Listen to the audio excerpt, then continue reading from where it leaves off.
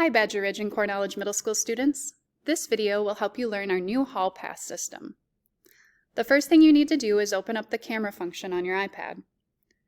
Then make sure that you can see this QR code in your camera. It will automatically sense that this is a QR code and it will give you an option to open a form in Safari.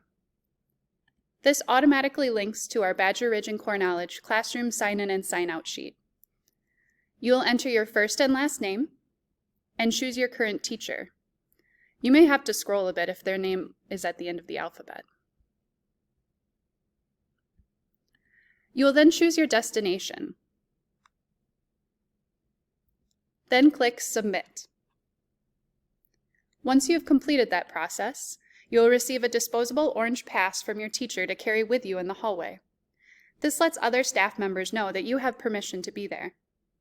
Please remember to sanitize in and out of your classroom as well as in and out of your destination.